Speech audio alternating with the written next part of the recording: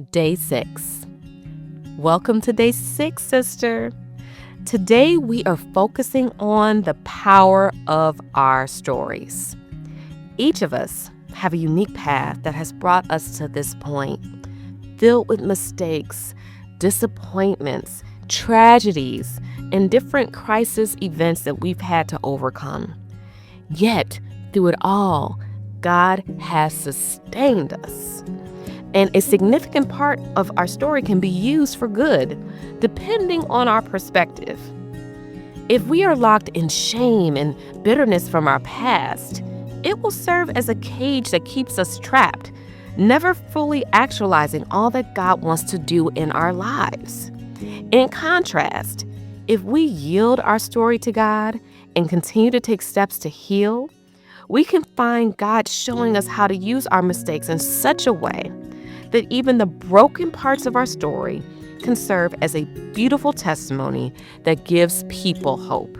Consider the art of kintsugi, the Japanese practice of repairing broken pottery with lacquer mixed with powdered gold, silver, or platinum. Instead of hiding the cracks, kintsugi highlights them, creating a piece that is even more beautiful than before it was broken. This is a powerful metaphor for how God can use the shattered pieces of our past. God doesn't want us to hide our scars. Instead, God wants to fill them with His grace and love, transforming our brokenness into something beautiful and valuable.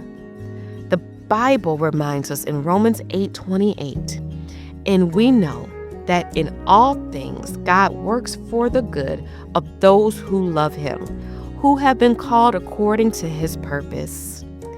This verse assures us that God can take every part of our story, even the painful and broken pieces, and use them for good. It's important to clarify, however, that traumatic events such as abuse, violence, or betrayal are not good in and of itself. These are sinful and harmful acts that our Creator hates, seeing us have to endure. But I also know that God can restore us, be with us as we heal through these traumatic events, and then use our testimony of not only surviving, but reclaiming our story to give other people hope for the future.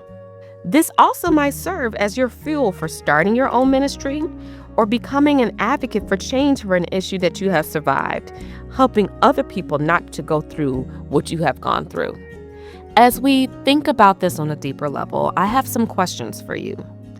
Think about your own life journey and identify key moments, experiences, or challenges that have shaped you and led you to this point of wanting to start your ministry.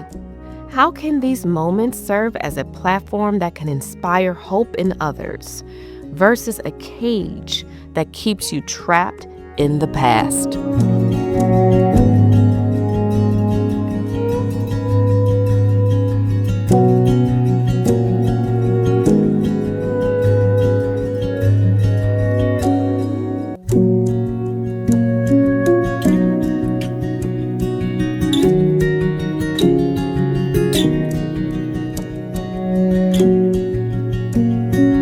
Now, as we prepare to close, I want you to meditate on this powerful truth. My story is powerful and valuable. God uses every piece of my past to create a beautiful testimony. I am not trapped by my past. I am empowered by God's grace. Let's say that together one more time. My story is powerful and valuable. God uses every piece of my past to create a beautiful testimony. I am not trapped by my past.